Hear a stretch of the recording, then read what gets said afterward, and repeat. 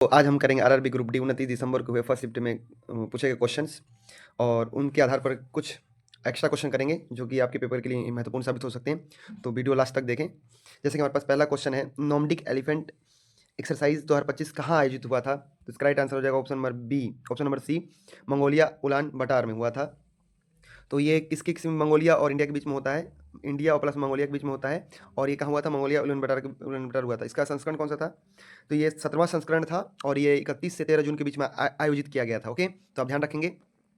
Next question हमारे पास में, जून 2025 तक टेस्ट क्रिकेट में 13,000 रन बनाने वाले बल्लेबाज कौन थे? तो जो रूट हो जाएंगे ऑप्शन नंबर सी। तो आपके पेपर में कौन सा ऑप्शन आया था तो आप जरूर लिखकर बताएं क्या क्या ऑप्शन आए थे। तो ये तो कुछ जो क्वेश्चन थे मैंने अपने तरफ से लिया और ये जो रूट इसका राइट आंसर हो जाएगा। ठीक है, नेक्स्ट क्वेश्चन हमारे पास में, थोड़ा सा इसके बारे में जान लेंगे। तो जो रूट इंग्लैंड के 153वें टेस्ट में 13,000 रन पूरे किए थे और जैक कैलिस का पुराना रिकॉर्ड तोड़ा था इन्होंने। कौन था? किसका रिकॉर्ड तोड़ा? जैक कैलिस का। अब विराट और स्मिथ अभी इस आंकड़े तक नहीं पहुंचे हैं, अभी इनसे पीछे हैं वो भी, है ना? तो ये भी ध्यान रखेंगे आप।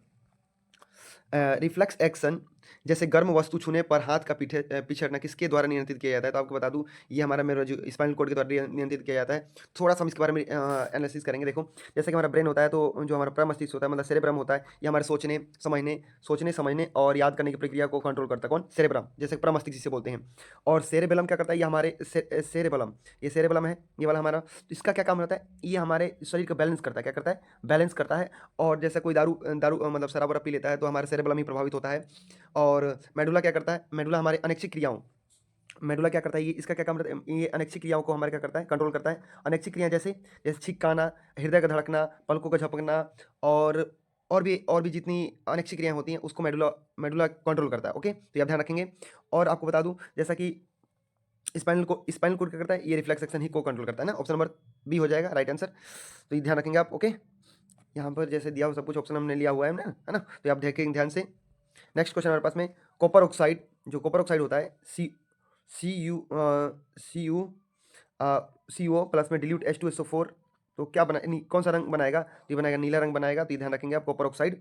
यहाँ थोड़ा मिसप्रिंट हो गया, ये आप ध्यान, थोड़ा सा मिसप्रिंट है ये, जिसको इसको आप नहीं देखेंगे। यहाँ पर लिया हुआ मैंने कॉपर ऑक्साइड प्लस में H2SO4, तो कॉपर सल्फेट प्लस में ब्लू सोल्यूशन देगा। ये कैसा सोल्यूशन देगा? Blue solution. ओके, तो ध्यान रखेंगे आप।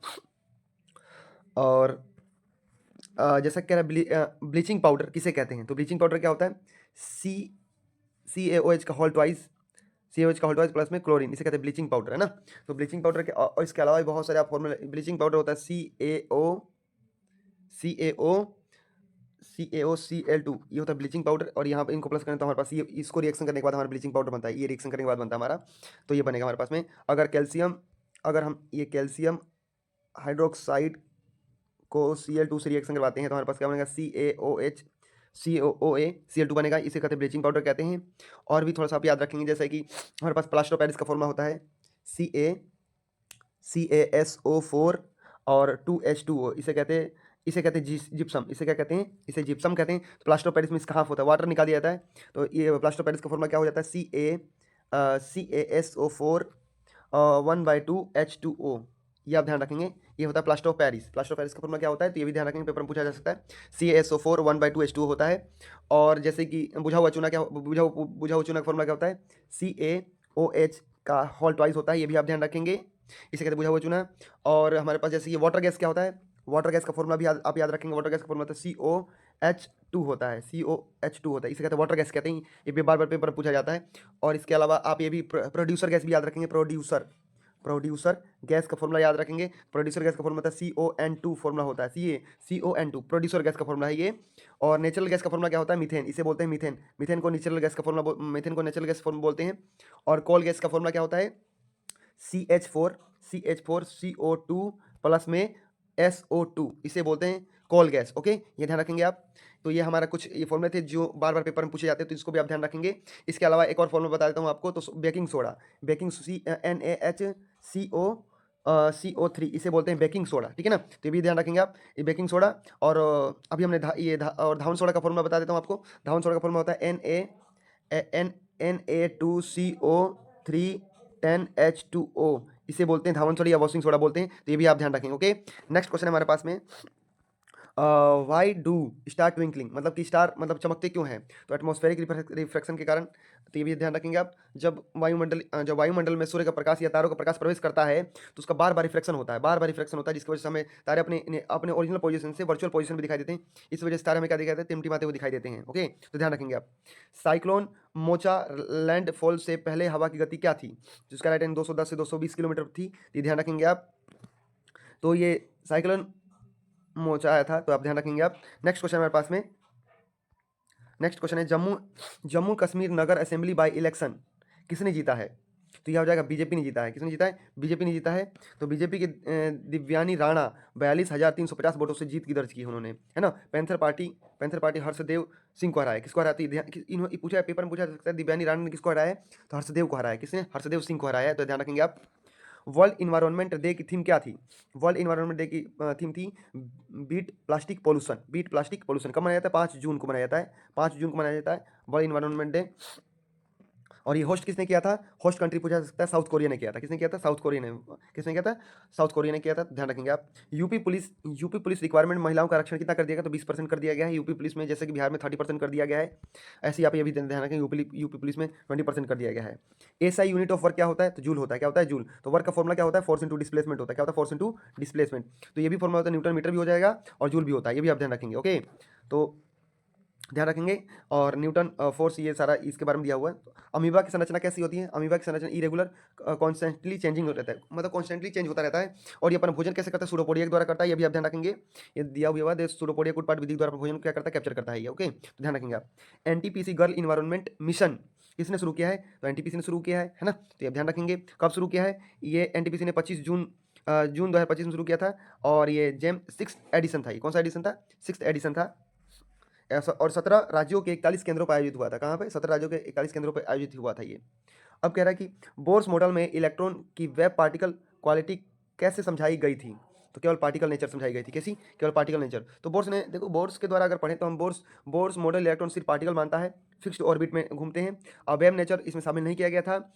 वेब पार्टिकल ड्युअलिटी बाद में डी ब्रोगली ने समझाया था।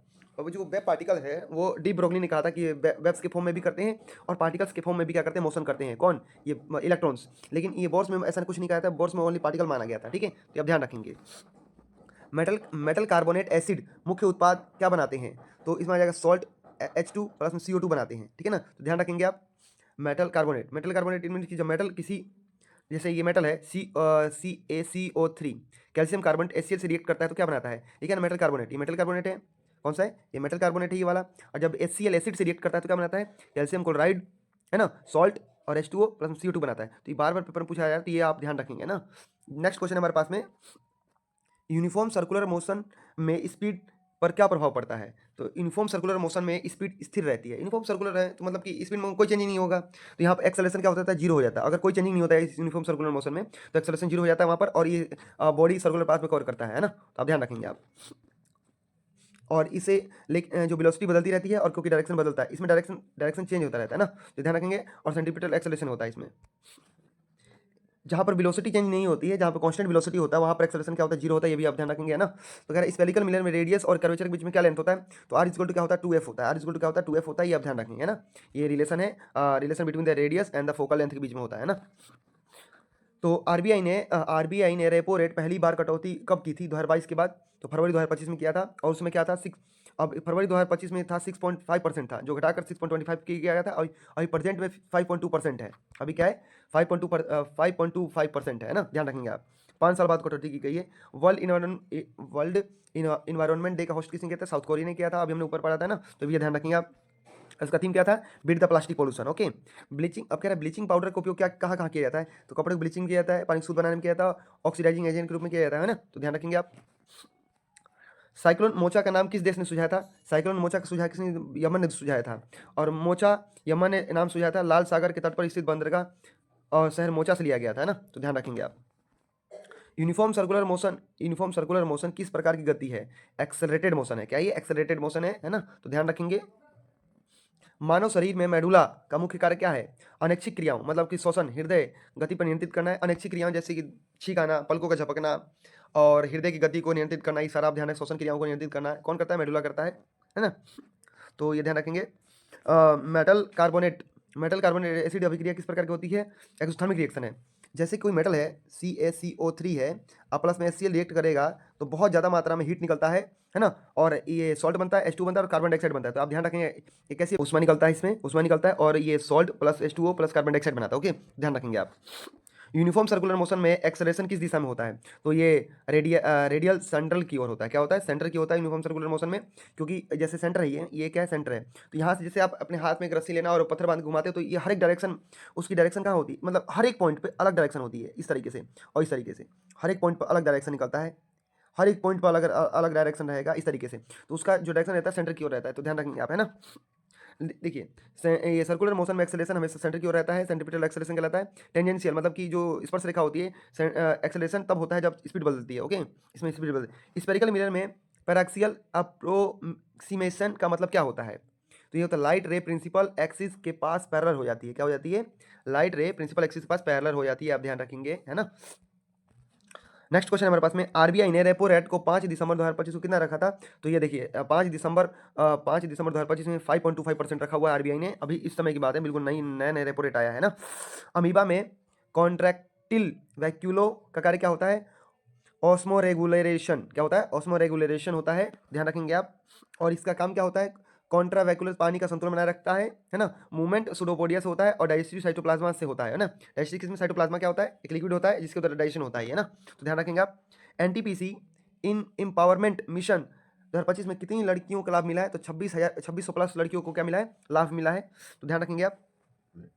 Copper oxide dilute H2SO4 solution का रंग क्या होता है? नीला होता है ना। क्या होता है? नीला होता है, ध्यान रखेंगे आप। ब्लीचिंग पाउडर कैसे बनता है? तो ब्लीचिंग पाउडर कैसे बनता है? तो हमने पढ़ा था अभी कि CaOH2 प्लस में Cl2 रिएक्ट करता है तो क्या बनाता है? CaO, है ना, CaOCl2, ये होता है ब्लीचिंग पाउडर का फॉर्मूला। तो आप ध्यान रखेंगे। ये आज हमने 30 क्वेश्चन किया आरआरबी ग्रुप डी द्वारा, कुछ उससे संबंधित क्वेश्चन किए और आपके पेपर में जो आपके द्वारा बताया गया था हमने क्वेश्चन किए। तो वीडियो कैसा लगा आप अपना कमेंट बॉक्स में करें, और अगर वीडियो अच्छा लगे तो लाइक शेयर करना ना भूलें। धन्यवाद।